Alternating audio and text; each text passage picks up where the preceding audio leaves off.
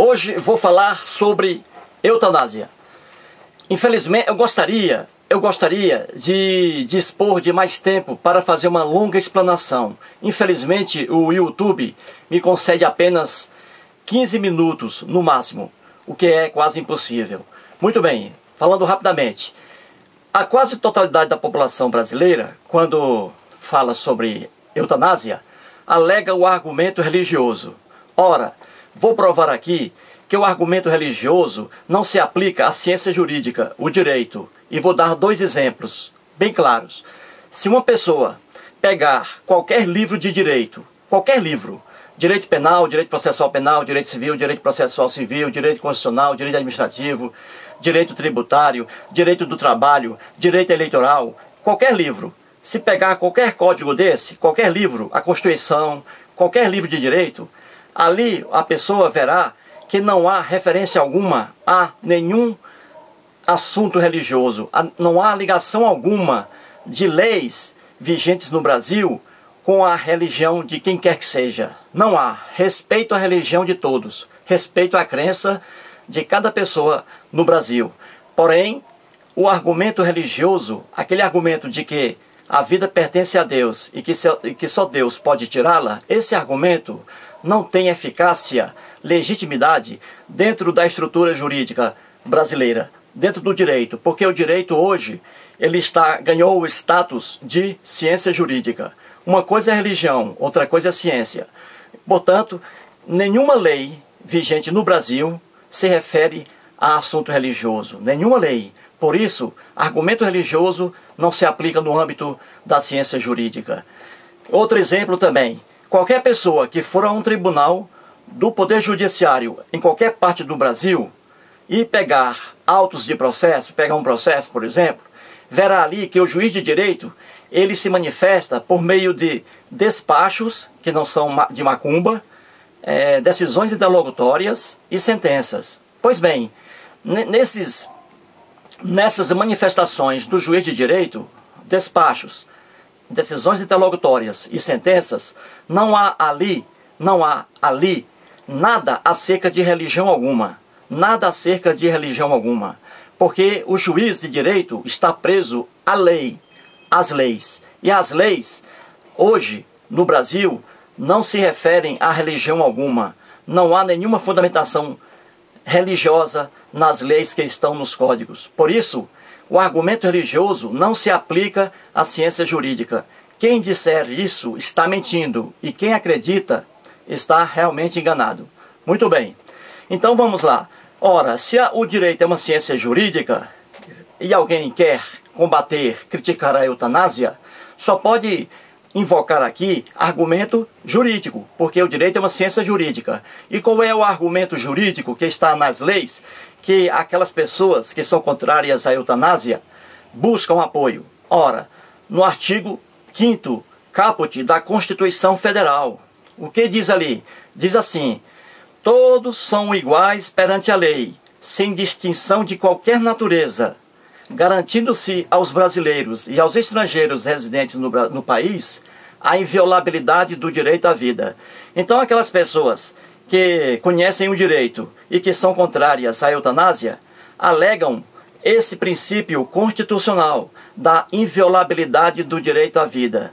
Ora, mas eu vou provar aqui, com fundamento nas leis, que esse princípio da inviolabilidade do direito à vida, presente na Constituição, no artigo 5º caput, é fajuto, porque a própria legislação brasileira o joga, em certas situações, na lata de lixo. Então, essas pessoas alegam que não pode praticar a eutanásia, não pode permitir a morte de alguém que está doente, enfermamente crítico.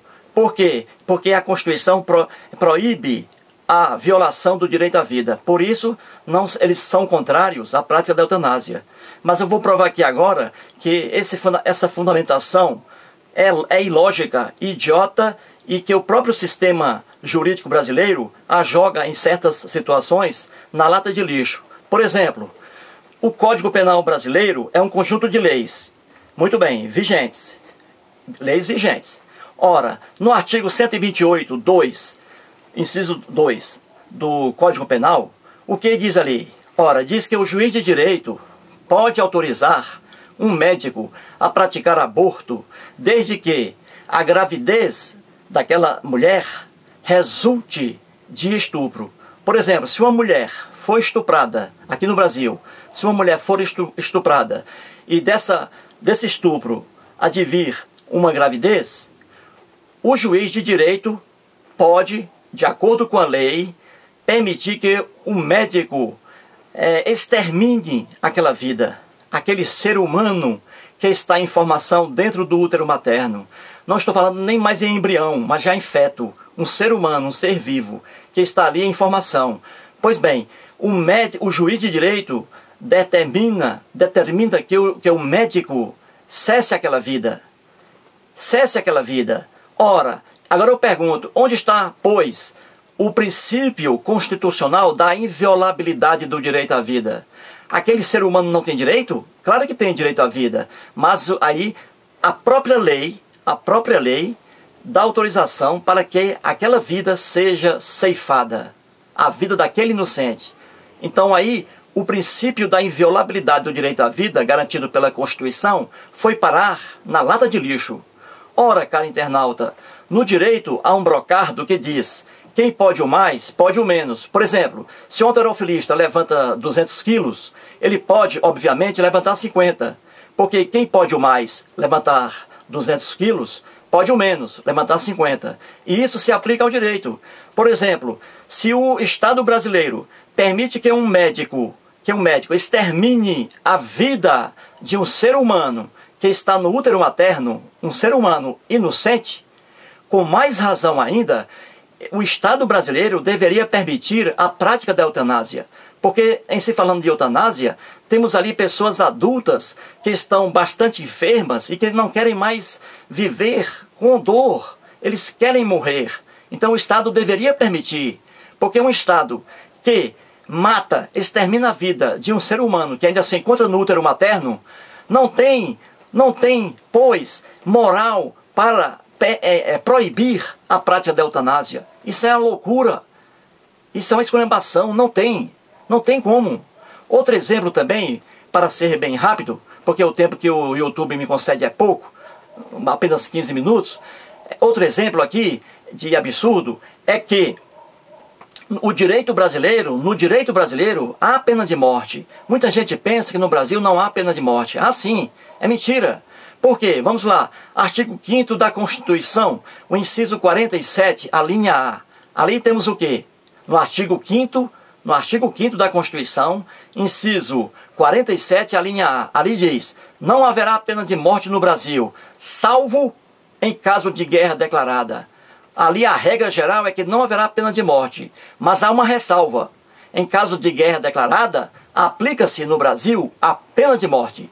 Ora, se aplica-se no Brasil a pena de morte em caso de guerra declarada, aquele princípio constitucional da inviolabilidade do direito à vida vai mais uma vez parar na lata de lixo. Na lata de lixo. Na lata de lixo. Pois bem, ora, a Constituição diz isso. E onde estão as condutas que levam o infrator à pena de morte? Ora, estão no Código Penal Militar. Código Penal Militar. Que é um código que reúne várias leis com a aplicação no Brasil, território brasileiro. Nos artigos 355, 356, 357, 358, 359, 360 e seguintes, lá do Código Penal Militar, há condutas que levam o seu infrator à pena de morte. Por exemplo, se um brasileiro, durante um estado de guerra, o Brasil está em guerra, e um brasileiro resolve passar dicas estratégicas para o inimigo, a pena é a de morte. Está prevista em lei. Quando eu digo, eu me baseio aqui em leis vigentes no Brasil. Muito bem, aí está. Aí estão dois exemplos de que aquele princípio da inviolabilidade do direito à vida foi parar numa lata de lixo.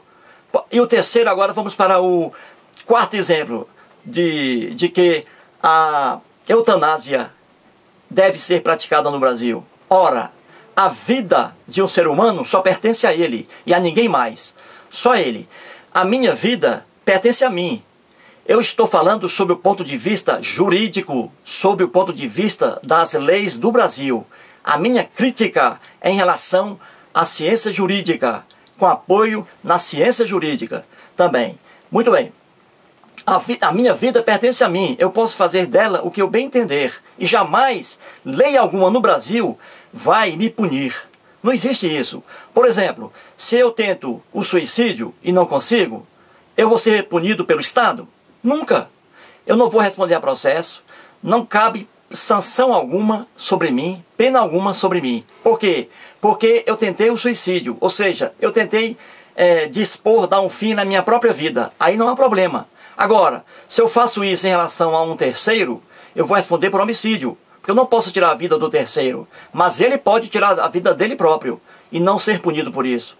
Portanto, o ordenamento jurídico brasileiro diz que a vida de um cidadão pertence a ele próprio. Pertence a ele próprio. Por exemplo, se eu pego uma faca e corto várias partes do meu corpo, isso aí é uma lesão corporal. São lesões corporais. Mas eu serei punido por isso? Não. Por quê? Porque eu posso fazer isso com o meu corpo, já que o meu corpo me pertence. Eu estou falando do ponto de vista jurídico, que é o que vale. O meu corpo me pertence. E se eu pegar uma faca e cortar uma pessoa várias vezes, vai acontecer alguma coisa comigo? Vai. Porque eu vou responder pelo crime de lesões corporais. Porque eu não posso fazer aquilo em relação a uma pessoa, em outra pessoa, mas posso fazer em relação a mim mesmo. Aí é outra coisa.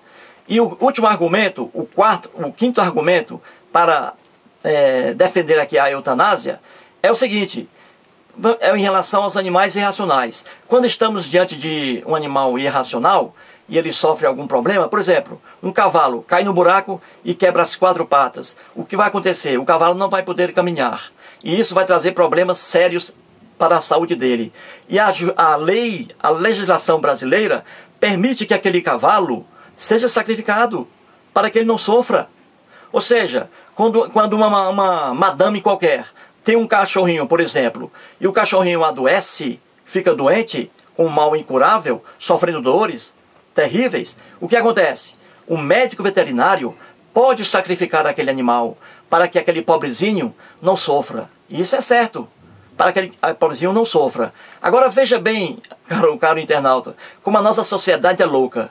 Ora, se diante de um animal irracional, que está sofrendo muito, alguém com dó, com compaixão, para evitar aquele sofrimento do animal, permite que ele seja sacrificado, o que a lei permite, por que então não faz isso em relação a uma pessoa, a um ser humano?